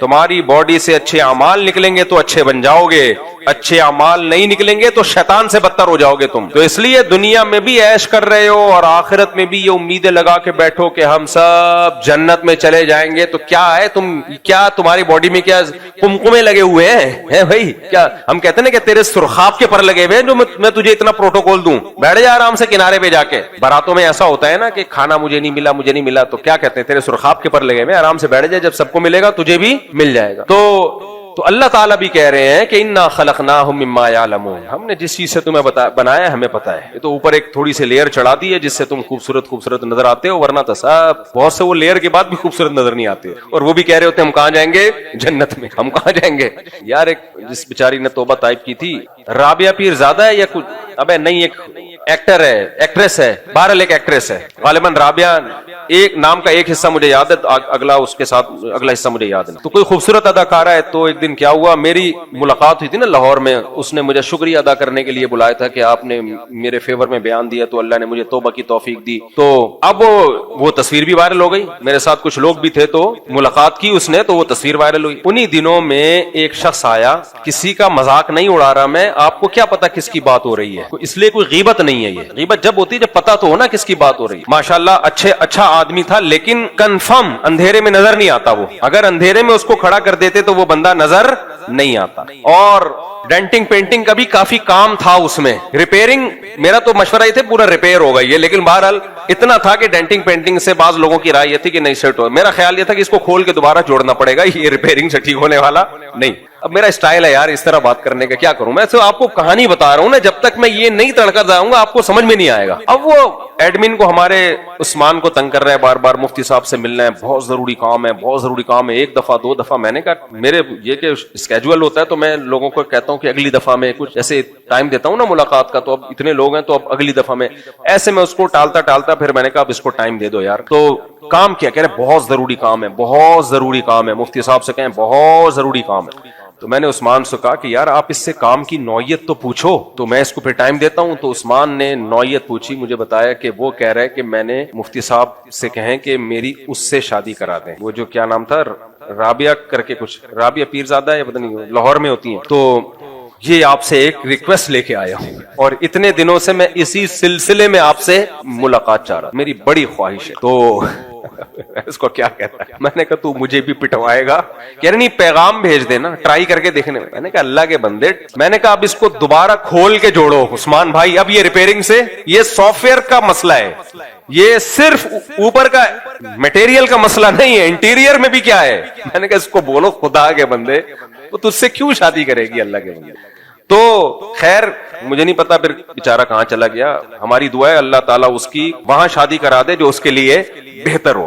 لیکن بہرحال پھر میں نے کہا کہ یار یہ ریپیئرنگ کا کیس نہیں ہے، یہ باقاعدہ کھول کے دوبارہ اس کو جوڑنا پڑے گا، اور سافٹ ویئر بھی اس میں دوسرے ڈالنے پڑیں گے، اپ ڈیٹ ہونے سے بھی کام چلے گا. لیکن بہرحال کانفیڈنس کو سلام ہے، کانفیڈنس تو ایک کوالٹی تو ہے نا، کانفیڈنس تو تھا اس کا. خیر اصل میں جب عشق سوار ہو جاتا ہے نا تو پھر انسان پاگل ہو جاتا ہے. اس کو عشق ہو گیا تھا، اصل بات یہ ہے. اور یہ عشق معاشقوں میں یہ نارمل ہے. تو جب عشق ہو جائے نا کسی کا، تو اس لیے تو شریعت نے عورت کو پردہ کرنے کا حکم دیا ہے. بھائی وہ ٹی وی میں بھی دیکھ دیکھ کے بھی عاشق ہو جاتے ہیں. وہ عاشق ہو گیا، اس کی نیندیں اڑ گئی بیچارے کی، اس کو یہ امید ہو گئی کہ شاید ہو جائے. جب عاشق ہوتا ہے نا اس کو امیدیں ہو جاتی ہیں. تو میں نے کہا تو عاشق ہو گیا، مجھے کیوں پٹوا رہا ہے بھائی؟ اس کو پیغام بھیجوں گا، میرے پاس نمبر بھی تھا ان کا.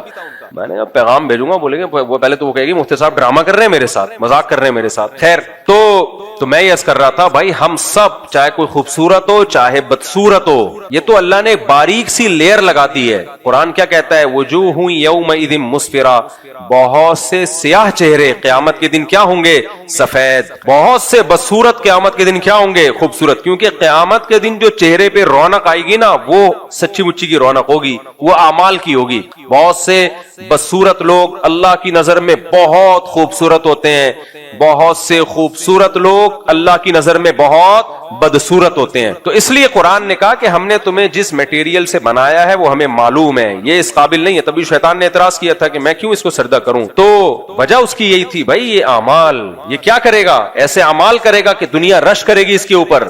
یہ برائیوں سے بچے گا، یہ نماز قائم کرے گا، یہ بوڑھے ماں باپ کی خدمت کرے گا، یہ زنا سے بچے گا، بدنظری سے بچے گا، رشوت سے بچے گا، چوری سے بچے گا. حالانکہ یہ تمام خواہشات اس کے اندر کوٹ کوٹ کے بھری بھی ہوں گی، لیکن یہ کیریکٹر میں ایک نمبر ہوگا. ایک نمبر کردار کا آدمی جتنا مرضی بدصورت ہو، لیکن کیریکٹر اللہ کی نظر میں اس کو اونچا کر دے گا. اور دونوں کتنے خوبصورت ہیں دنیا میں ہم نے دیکھے ہیں, بد کردار ہوتے ہیں بس اور جھوٹ بولتے ہیں اور دھوکہ دیتے ہیں لوگوں کو, نماز چھوڑتے ہیں, قضا کرتے ہیں نماز, کوئی اہمیت نہیں ان کے, بلکہ نمازوں کا مذاق اڑاتے ہیں. تو کتنا مرضی ہینڈسم و خوبصورت تو اللہ نے کیا کرنا ہے. تو اللہ کہتے ہیں ہم نے تمہیں جس میٹیریل سے بنایا نا وہ ہمیں معلوم ہے, تو اچھا عمل کر کے اچھے بن سکتے ہو اور جنت کے حقدار بن سکتے ہو.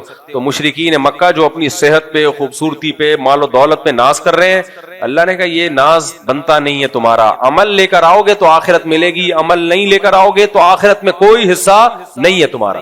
تو میرے بھائی یہ مشرکین کے بارے میں نازل ہوئی, لیکن آج ہم بھی اسی خوش فہمی میں مبتلا ہیں. دنیا میں اللہ کو وہی یاد کرتا ہے جو کسی پریشانی میں آ جائے, پھر وہ سمجھتا ہے کہ یار آخرت میں بھی کچھ پریشانی ہو سکتی ہے.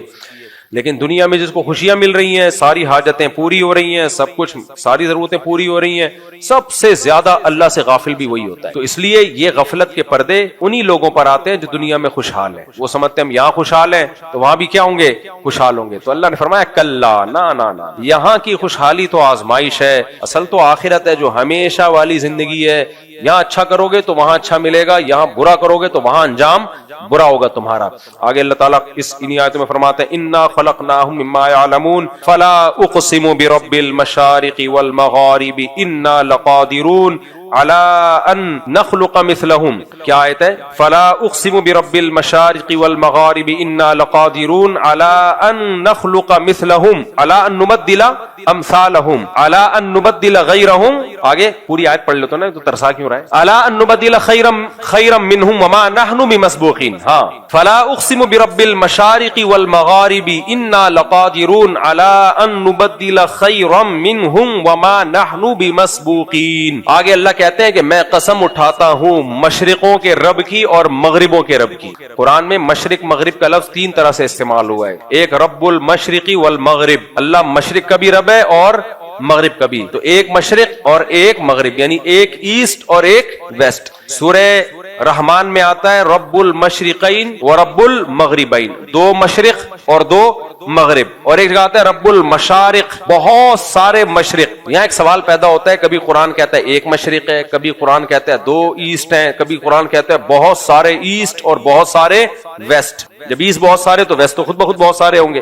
تو اس کا جواب یہ ہے, یہ جو قرآن نے کہا نا ایسٹ اور ویسٹ, تو یہ دو سمتیں ہیں. ایک تو وہ سمت ہے جہاں سے سورج نکلتا ہے ادھر, تو پوری اس سمت کو ایک سمت قرار دیا ہے, اور ایک وہ ہے جہاں سورج غروب ہوتا ہے. لیکن آپ کو پتا ہے کہ سورج ہمیشہ, سورج کا ایسٹ تبدیل ہوتا ہے. مثال کے طور پر گرمیوں میں ایک طرف سے نکلتا ہے, اگلے دن تھوڑا سا کھسکتا ہے وہ, اس سے اگلے دن تھوڑا سا ادھر. اصولی طور پر جو اکویٹر کے دائیں بائیں جتنے بھی ممالک ہیں نا, جو اکویٹر پہ نہیں ہے, خط استوا پہ نہیں ہے, بلکہ دائیں بائیں جتنے بھی کنٹریز ہیں, ان میں ڈیلی مشرق تبدیل ہوتا ہے اور ڈیلی مغرب بھی تبدیل ہوتا ہے. بھائی آپ کھڑے ہو کر کسی دن کراچی میں دیکھ لیں, سورج یہاں سے نکلا ہے نا, تو ایک لائن کھینچ لیں, اگلے دن تھوڑا سا ادھر کو ہوگا وہ, اس سے اگلے دن تھوڑا سا ادھر کو ہوگا, پھر اگلے دن تھوڑا سا ادھر کو. تو 365 دنوں میں یوں جائے گا اور پھر یوں واپس آ جائے گا. تو یہ جو روزانہ تھوڑا تھوڑا ایسٹ چینج ہو رہا ہے, تو یہ بہت سارے مشرق ہیں. اس لیے اللہ نے ان کو کیا کہا, رب المشارق. اور مشرقین کیوں کہا؟ جب یہاں سے نکلا اور 6 مہینے بعد جو اینڈنگ پوائنٹ ہوگا اس مشرق کا, تو وہ الگ مشرق کہا اور اس کو الگ مشرق کہا. تو یہ دو الگ الگ مشرق ہیں. اس لیے ان آیتوں میں تضاد نہیں ہے, بلکہ یہ بھی قرآن کی ایک بلاغت ہے کہ جس مشرق یعنی ایسٹ کے لفظ کی جتنی تعبیریں ممکن تھیں, وہ قرآن نے وہ تمام تعبیریں استعمال کی ہیں. تو اللہ فرماتے ہیں میں مشرقوں کے رب اور مغربوں کے رب کی قسم اٹھاتا ہوں, انا لقادرون, ہم قدرت رکھتے ہیں. کیونکہ جب قرآن نے کہہ دیا نا کہ عمل اچھا ہوگا تو جنت میں جاؤ گے, تو فوراً شیطان دل میں وسوسے ڈالتا ہے, پتہ نہیں بھائی اللہ میاں نے کہہ تو دیا ہے, بول تو دیا ہے, لیکن ایسا نہ ہو یہ سب ختم ہو جائے اور ہم مرا کے مٹی ہو کے ختم, لائف کو انجوائے ہی نہ کر پائیں اور سب کیا ہو جائے, برباد. یہ تو بڑا مشکل ہے یار, دوبارہ کون زندہ کرے گا. تو اللہ نے فرمایا انا لقادرون, ہم قدرت رکھتے ہیں, علی ان نبدل خیرا منہم, ہم پیدا کریں تم سے بھی بہتر, یعنی جو کنڈیشن آج ہے نا تمہیں دوبارہ اس سے اچھی باڈی میں پیدا کر دیں ہم. یہ اللہ نے اس لیے فرمایا کہ ریپیئرنگ کے بعد اوریجنل چیز نہیں بنتی, کچھ نہ کچھ فالٹ رہ جاتا ہے. گاڑی بنی ہوئی ہے, قیمت کیا ہو جائے گی, ڈاؤن. اب بن چکی ہے گاڑی. موبائل ایک دفعہ کھل کے دوبارہ بن گیا ہے, تو اب قیمت کیا ہو گئی, ڈاؤن. لیکن اللہ کہتے ہیں تمہیں تو اس پر اشکال ہو رہا ہے کہ ہم تمہیں موت کے بعد دوبارہ اسی جیسا بنائیں گے کہ نہیں, ہم تو اس سے بہتر بنا سکتے ہیں اور اس سے بہتر ہی بنے گا. حدیث میں آتا ہے کہ انسان کے قد اونچے اونچے ہوں گے اور ایسا جسم ہوگا ہمیشہ زندہ رہنے والا, اور آدم علیہ السلام کے قد پہ ہوں گے انسانوں کے قد. اتنے سے نہیں پیدا ہوں گے جتنے اب مارکیٹ میں آ رہے ہیں. جب ہم دوبارہ بنیں گے نا تو ہماری باڈی بہت بڑی ہوگی اور جوان ہوں گے سب کے سب. غیر مختون, جیسے ماں کے پیٹ سے پیدا ہوئے تھے نا اس کو ختنے نہیں تھی, بعد میں جو ڈینٹنگ پینٹنگ کا کام ہوا ہے نا یہ سب ختم. جو اوریجنل جو انسان کی شیپ تھی وہ ملے گی انسان کو. تو اللہ فرماتے ہیں انا لقادرون علی ان نبدل خیرا منہم وما نحن بمسبوقین, ہمیں اس کام میں کوئی ہرا نہیں سکتا, کوئی عاجز نہیں کر سکتا کہ میں دوبارہ پیدا کرنا چاہوں اور کوئی طاقت مجھے روک دے. کیونکہ انسان کو بار بار یہی وسوسے آتے ہیں, کیسے کیسے کیسے, ہاؤ از اٹ پاسبل, یہ کیسے ممکن ہے بھائی. تو اللہ کہتے ہیں خدا کے لیے کیوں ممکن نہیں. الی ان نبدل خیرا منہم وما نحن بمسبوقین فذرهم یخوضوا ویلعبوا حتی یلاقوا یومهم الذی یوعدون. اتنی ساری باتیں کرنے کے بعد سورہ معارج میں کتنی آیتیں آئی ہیں, تو اللہ نے نبی کریم صلی اللہ علیہ وسلم کو تسلی دی کہ آپ نے حجت تمام کر دی ہے, آپ نے اللہ کا پیغام پہنچا دیا. ان کو یہ بھی بتا دیا کہ اعمال کی بیس پہ جنت ملے گی, اعمال کی بیس پہ جہنم ملے گی, موت کے بعد دوبارہ زندگی ہوگی, اور اچھے لوگوں کی کیا پہچان ہے وہ بھی آپ نے بتا دی. آج میں ایک آپ کو عجیب چیز بتاؤں, میں کمنٹ پڑھ رہا تھا, میرے جاپان کے بارے میں نا ایک ویڈیو آئی, مجھے تھوڑا سا پانی پلا دیں سادہ. جاپان کے بارے میں میرا ایک ویڈیو بیان آیا کہ کچھ مسلمان وہاں روڈوں پہ جلوس نکال رہے ہیں اور روڈوں پہ مذہبی ایکٹیویٹیز کر رہے ہیں, جس کی وجہ سے جاپنیز پابندیاں لگا رہے ہیں مذہبی اسکالرز پہ, حتیٰ کہ تبلیغ جماعتوں پہ بھی پابندیاں لگا رہے ہیں. ہمارے دوست ہیں جاپان میں, انہوں نے بتایا کہ بھائی کچھ لوگوں کی وجہ سے تبلیغ کا راستہ بالکل ہی بند ہو رہا ہے. تو میں نے اس پہ بیان کیا, میں نے کہا بھائی جو بھی مسلمان جاپان میں جاتے ہیں اپنی کوئی مذہبی رسومات کرنی ہے انہوں نے تو انڈور کریں نا, روڈ پہ کیوں کر رہے ہو. جاپان تو ایک بڑا ڈسپلن اور آرگنائز کنٹری ہے, وہ لوگ یہ چیزیں نہیں برداشت کرتے کہ روڈ بلاک کر دو. ہمارے یہاں والے جا کے وہاں بھی روڈ بلاک ہو رہے ہیں اور نعرے بازی ہو رہی ہے, تو یہ تو جاپانیوں نے احتجاج شروع کر دیا کہ مسجدیں بند کرو. تو کیوں ایسا کام کر رہے ہو. اس پہ نیچے لوگوں کے کمنٹس بتاتا ہوں آپ کو. یار ایک تو یہ گلاس جو ہے نا اس کا منہ چھوٹا نہیں ہونا چاہیے, یہ عجیب سا مشکل ہو جاتی ہے. الحمدللہ بسم اللہ میں نے پڑھی تھی. تو اس پہ لوگوں کے کمنٹس کیا تھے, اچھا ہے پابندیاں لگیں, تبلیغ پہ بھی لگیں, کیونکہ جاپانیوں میں ویسے ہی انسانیت ہے, اتنی صفائی پسند قوم, اتنا ڈسپلن, تو یہاں کے تبلیغ والے جا کے ان کو کیا سمجھائیں گے, اور یہ مذہبی اسکالر جاپانیوں کو جا کے باتیں سمجھائیں گے. وہ اتنی آرگنائز قوم, پہلے سے اتنی ترقی یافتہ, اتنے نیک شریف شرفا, کوئی چوری نہیں ہے, کرپشن نہیں ہے. میں نے وہ کمنٹ, بہت سارے کمنٹس آئے ہوئے تھے نا دے دنادن. میرا خیال تھا لوگوں کو افسوس ہوگا, ہائے پابندی لگ رہی ہے, یہاں تو پتہ چلا لوگ خوش ہو رہے ہیں. یہ سارے سیکولر لبرل لوگ ہوتے ہیں جو باتیں کر رہے ہوتے ہیں. یہ خوب سمجھ لو, یہ جو میں نے بھی سورہ معارج پڑھی ہے نا, ہمارے ہاں ایک بہت بڑا وہم لوگوں کو یہ ہو گیا ہے کہ اگر ہم انسانوں کی خدمت کرتے ہیں, ہم صاف ستھرے رہتے ہیں تو بس ہم بہت اچھے ہیں. یہ آپ کی بہت بڑی بھول ہے. اچھے ہونے کے علامتوں میں سے چند علامتیں یہ بھی ہیں کہ صاف ستھرا رہنا چاہیے, گندا میلا نہیں رہنا چاہیے, نیٹ کلین ہونا چاہیے, اور وغیرہ وغیرہ وغیرہ. یہ اچھے لوگوں کی علامات ہیں, لیکن یہ کل نہیں ہے. دیکھو ایک آدمی اپنے ابا کو کہتا ہے آپ میرے ابا نہیں ہو, اس کے باپ نے اس کو پالا پوسا بڑا کیا, ماں نے دودھ پلایا, جوان کر دیا. اب یہ ماں سے کہہ رہا ہے تو میری ماں نہیں ہے. اگر ہے بھی تو کیا کرنا ہے تو ہے, کیا کروں میں, مرنا ہے مرتی رہے, جینا ہے جیتی رہے, مجھے کچھ بات کی آرڈر دے گی میں نہیں ماروں گا. لیکن وہ صبح روزانہ ڈیٹول سے نہاتا ہے. کیا کرتا ہے, ڈیٹول سے نہاتا ہے. لائن میں جب بھی بل جمع کرانے جائے گا ہماری طرح پینڈوؤں کی طرح, یہ نہیں کہ دھکے دے دے کے. ایک آدمی نا گیا, پہلے زمانے میں لائن لگی ہوتی تھی نا بلوں کی, تو لوگ گرمی میں دھوپ میں کھڑے ہوئے سڑ رہے ہیں. وہ زمانہ تو سب نے دیکھا ہی ہوگا, تو آن لائن ہو گیا سب کچھ. بل جمع کرا کے جو آتا تھا نا, لوگ اس کو ہار پھول پہناتے تھے ماشاءاللہ. بجلی کا بل ٹائم پہ جمع کرا کے, میں نے بھی جمع کرائے ہیں بھائی. ہماری پھپھو تھی اللہ مغفرت فرمائے, مجھے بل پکڑا دیتی تھی, بیٹا جاؤ جمع کرا کے آ جاؤ. مجھ پہ ایسے پہاڑ ہوتا تھا نا, گھنٹوں گھنٹوں لائن میں کھڑے ہوئے ہیں بھائی, پھر وہ آ رہا ہے, اتنے گھنٹوں لگتے تھے. تو وہ لائن میں لوگ کھڑے ہوئے تھے, ایک آدمی 3 پیس سوٹ میں آیا, جیسے ہی آگے جانے لگتا لوگ چماٹے مار کے اس کو, کوئی اس کی بات سن ہی نہیں رہا, دھکا دے کے پیچھے بھیج دیتے. وہ پھر آگے آتا, وہ کچھ بولنے ہی لگتا. وہ لوگ تپے ہوئے تھے, ابے ہم پاگل ہیں, ہم گھنٹے سے لائن میں کھڑے ہوئے, پیچھے جا. کئی جواب چماٹے لگے نا, پھر اس کی لوگوں نے سنی, کہہ رہا بھائی میں مینیجر ہوں یار, مجھے بینک کھولوں گا تو بل جمع ہوگا نا. لوگ اتنا تپے ہوئے تھے, اس کو جانے ہی نہیں دے رہے, ابے پیچھے ہٹ. پہلے یہ ہوتا تھا.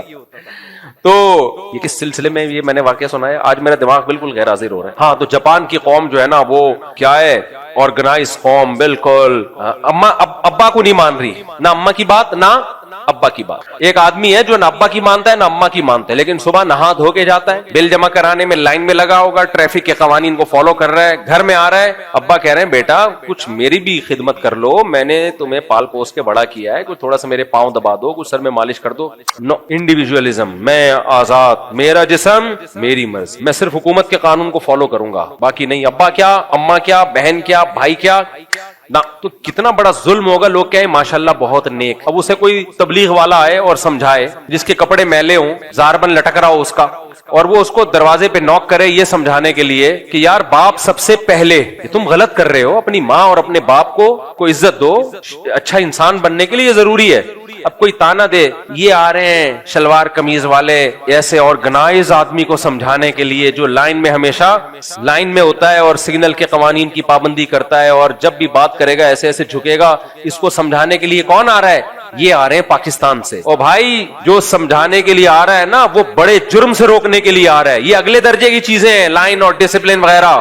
اس لائن کا اور ڈسپلن کا کرنا کیا ہے جب آپ بڑے بڑے ظلم کر کے بیٹھے ہوئے ہو؟ قرآن یہ کہتا ہے جو مجھے نہیں مانتا, سب سے بڑا حق اس کائنات میں انسان پر کس کا ہے؟ خدا کا ہے. جو میرے ساتھ شریک کرے گا یا میرا انکار کرے گا یا میرے پیغمبروں کو نہیں مانے گا, سب سے بڑا مجرم ہے وہ. اگر آپ جیپنیز کی یہ خاصیت دیکھتے ہو کہ یہ اتنے اچھے اور کھانا کھلاتے ہیں اور رضا سر میں اتنے صدقے خیرات کرتے ہیں, تو حضرت ابو طالب سے زیادہ تھوڑی ہوں گے وہ. نبی کریم صلی اللہ علیہ وسلم کے سگے چچا ابو طالب جو لوگوں کو کھانا بھی کھلایا کرتے تھے, اور 3 سال نبی کریم صلی اللہ علیہ وسلم کے ساتھ گھاٹی میں رہے ابو طالب. اس سے بڑی وفا اور غیرت کی کوئی مثال ہو سکتی ہے؟ بھائی خاندان کے لیے کٹنے والے بھی دنیا میں بہت کم ہوتے ہیں, مشکلات میں چھوڑ دیتے ہیں.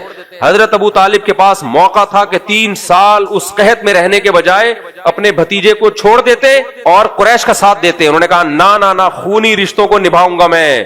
جب ساتھ دینے کا وعدہ کیا ہے تو زبان کے پکے تھے ابو طالب. انہوں نے کہا جب ساتھ دینے کا وعدہ کیا ہے تو جینا بھی محمد صلی اللہ علیہ وسلم کے ساتھ اور مرنا بھی محمد صلی اللہ علیہ وسلم کے ساتھ. اس سے بڑی غیرت کی کوئی مثال مل سکتی ہے؟ لیکن صحیح مسلم کی حدیث ہے, حضرت عائشہ کو نبی نے کیا فرمایا, ابو طالب کی یہ نیکیاں ان کو آخرت کے عذاب سے نہیں بچا سکتی. کیوں کہ پیغمبر سے زیادہ حق, اپنے بھتیجے سے زیادہ حق کس کا تھا؟ اللہ کا. خدا کا جس نے بنایا, اللہ کے ساتھ شرک کیا, اللہ کے حق کو ٹھکرایا. اس لیے اسلام ریئلٹی کی بات کرتا ہے. بھائی سب سے پہلے کون تھا؟ سب سے پہلے تو اللہ ہے جس نے آپ کو پانی سے پیدا کیا. جب آپ پیدا ہوئے تو ماں کی چھاتیوں میں دودھ پیدا کیا, پھر آسمان سے بارشیں برسائیں, زمین سے تناور درخت پیدا کیے اور نہریں جاری کر دیں, کھلایا پلایا. جب بلوغت کی دہلیز پہ قدم رکھا, اللہ نے نکاح کے لیے بیوی دی, اس سے اپنی خواہش پوری ہوئی, اس سے اولاد ہوئی. یہ ساری کی ساری نعمتیں یہ کس کی برکت سے ملی ہیں؟ کس نے دی ہیں؟ خدا نے دی ہیں. تو نبی نے فرمایا کہ انہوں نے اللہ کو یاد نہیں کیا, اور یہ نہیں کہا لا تخزنی یوم یبعثون, کہ اللہ قیامت کے دن مجھے رسوا مت کرنا. قیامت کا اس طرح سے ایمان نہیں تھا جس طرح اللہ نے ایمان رکھنے کا حکم دیا. اسلام نے بہت کلیئر کٹ بات کر دی ہے بھائی کہ سب سے بڑا محسن کون ہے؟ اللہ ہے. تو اس لیے یہ کافی نہیں ہے نجات کے لیے کہ آپ کے سڑکیں صاف ستھری ہوں اور آپ کے ملک میں امن ہو اور آپ رشوت نہ لیتے ہوں اور آپ نائس ٹو میٹ یو سے بات کرتے ہو. اللہ پھر بھی قیامت کے دن فرشتوں سے چپیڑے لگوائے گا.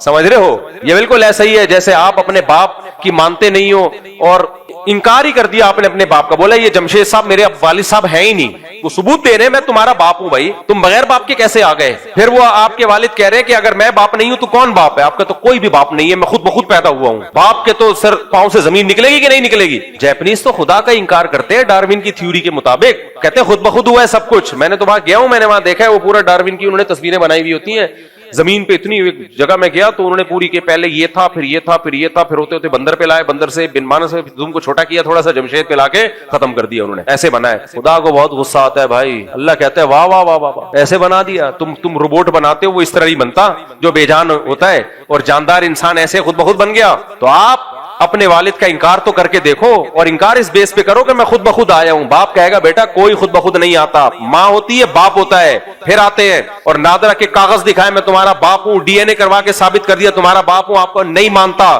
اور پھر آپ کہہ رہے ہو کہ میں اچھا انسان ہوں کیونکہ میں صبح صبح روزانہ نہاتا ہوں, میرے جسم سے بدبو نہیں آتی, میں جب لوگوں سے بات کرتا ہوں اچھے اخلاق سے بات کرتا ہوں. تو باپ کہے گا بے وقوف کسی اور کو بنانا, میں تجھے اپنی جائیداد سے محروم کروں گا, تجھے وراثت سے محروم کروں گا, وراثت کھانے کے لیے آ جائے گا کہ میں یہ میرے باپ تھے, گھر سے نکال دوں گا میں تجھے, ٹھڈا مار کے نکالے گا وہ. پھر یہ لارے رپے نا کہ ڈسپلن, آرگنائزیشن اور اخلاق اور ملکی قوانین کو فالو اور ٹائم پہ ٹیکس دینا, باپ ان سے متاثر بولو نہیں ہو. بولا یہ منجن بیٹا کسی اور کے سامنے جا کے بیچنا, یہی کہے گا نا باپ, ماں بھی یہی کہے گی بیٹا منجن کسی اور کے سامنے بیچنا. خدا کافر کو قیامت کے دن نہیں بخشے گا, چاہے ہم اس کی تعریف میں زمین آسمان کے قلابے ملا دیں. اللہ نے کہہ دیا کہ حتی یلج الجمل فی سم الخیاط, کافر پر میں نے جنت کو ایسے حرام کیا ہے اور جہنم کو ایسے واجب کیا ہے جیسے اونٹ سوئی کے ناکے میں داخل نہیں ہو سکتا, امپاسبل.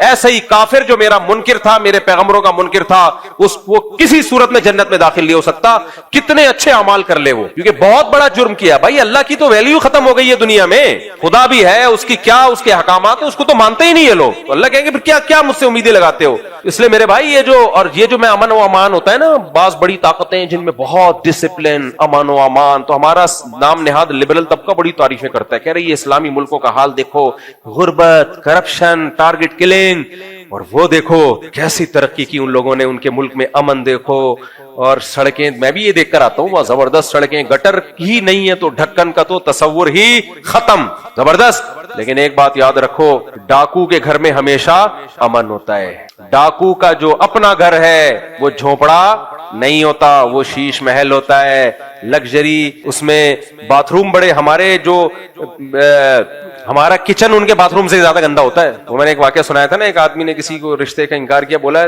تمہاری جو دکان ہے نا ہمارے باتھ روم اس سے بڑے ہوتے ہیں. تو خیر, تو وہ جو ڈاکو ہوتے ہیں نا بڑے بڑے, آپ ان کے گھر جا کے دیکھو, جو بڑے بڑے اسمگلر ہیں, بڑے بڑے ڈاکو ہیں, آپ ان کے گھر جا کے دیکھو, ایسے لگژری اور امن, کسی کو اونچی آواز سے بات کرنے کی اجازت نہیں ہے. تو اس سے ظاہر پرست لوگ متاثر ہوتے ہیں, احمق بے وقوف لوگ, سمجھتے ہو. اب آپ گئے کسی ان کے گھر میں, وہ جو ہیں ہمارے ایک بڑے ہیں, ان کے گھر آپ گئے, پوری دنیا میں مشہور ہے کہ وہ ماشاءاللہ سب کو پتہ ہی ہے کس کی بات ہو رہی ہے. اب آپ جب ان کے گھر میں گئے تو آپ نے دیکھا, بے یار ہم تو سمجھتے تھے یہ چور ہیں, لیکن ان کے گھر میں دیکھو یار سونے کے نلکے لگے ہوئے ہیں, کہیں سے فرش ٹوٹا ہوا نہیں ہے, سیوریج کا اتنا بہترین نظام, واش روم بند ہونے کا کوئی چانس ہی نہیں ہے, اور ملازمین سارے ٹائم پہ آتے ہیں, ٹائم پہ جاتے ہیں, ان کو تنخواہیں بھی ٹائم پہ ملتی ہیں, اور ان کے گھر میں کوئی اونچی آواز سے بات بھی نہیں کر سکتا, ایسا اچھا ماحول. اور لوگ کہتے ہیں یہ ڈاکو ہے. بھائی کیسے بے وقوف لوگ ہیں. اور بھائی ڈاکو ہے تبھی تو اس نے سب کو لوٹ لاٹ کے اپنا گھر بڑا ٹائٹ خاندانی قسم کا بنا لیا ہے. نہیں ہے میرا خیال ہے بات. پوری دنیا میں ابھی غزہ میں جو کچھ ہو رہا ہے, آپ اتنے نیک ہو تو روک لو نا آپ اسرائیل کو. ساری دنیا نہیں دیکھ رہی کہ بھوک سے بچے مر رہے ہیں, کوئی ہے رونے والا؟ ان بڑی قوت بڑی طاقتوں میں کوئی ہے ان پہ رونے والا؟ تقریریں کروا لو آپ ان سے, nice to meet you, thank you, thank you. ابے کیا وہ انسان کے بچے نہیں ہیں جو, خدا کی قسم میں نے تو وہ ویڈیو دیکھنا چھوڑ دی ہے, آدمی کی نیندیں اڑ جاتی ہیں, نیندیں اڑ جاتی ہیں انسان کی, ڈپریشن میں جا رہے ہیں لوگ. وہ جو بچوں کی بھوک سے مرنے کی ویڈیوز آ رہی ہیں, تو یہ کون ہے اس کا ذمہ دار؟ یہ اسلامی ملکوں نے کیا ہے یا ان بڑی طاقتوں نے کیا ہے یہ حال؟ یہ بڑی طاقتوں نے کیا, اور چپ بیٹھے ہوئے ہیں, چپ بیٹھے ہوئے ہونے دے رہے ہیں. سب کو پتا ہے ناجائز قبضہ ہے. یونائٹڈ نیشن کی درجنوں قراردادوں کو اسرائیل ان کی دھجیاں اڑا چکا ہے. سب کو پتا ہے کہ حرام اور ناجائز قبضہ ہے. بولے نا اگر بہت اچھے ہیں تو صرف دو چار بیان داغ دیتے ہیں. ابے بھائی وہ ویسی مدد کرو جیسی یوکرائن کی مدد کر رہے ہو تم سب مل کے. رشیا چھوٹے سے ملک, یوکرائن کا کچھ نہیں بگاڑ پارا. کیوں نہیں بگاڑ؟ اتنی بڑی طاقت ہے, یوکرائن پہ کتنے حملے کیے ہیں, یوکرائن کا کچھ نہیں ہو رہا. کیوں؟ پورا یورپ یوکرائن کی مدد کر رہا ہے, منہ سے ہوائی فائر نہیں کر رہا. لیکن ادھر فلسطین کا مسئلہ ہے تو منہ سے فائرنگ ہو رہی ہے, اور دیکھو حشر کیا ہو رہا ہے. تو اس لیے میرے بھائی جتنے بھی بڑے بڑے ڈاکو ہیں نا, افریقہ میں جا کے دیکھو کیا ظلم ہے. سونا نکل رہا ہے, ہیرے جواہرات نکل رہے ہیں, لیکن جن کانوں سے سونا نکل رہا ہے نا, ان کے قریب لوگ سبزیاں پتے ابال کے کھا رہے ہیں. سمجھ میں آ رہی ہے کہ نہیں آ رہی بات؟ یہ بڑی طاقتیں وہاں پر امن قائم نہیں ہونے دیتی, کیونکہ ان کو پتا ہے جس دن یہاں امن قائم ہو گیا, ان کے وسائل یہی لوگ استعمال کریں گے.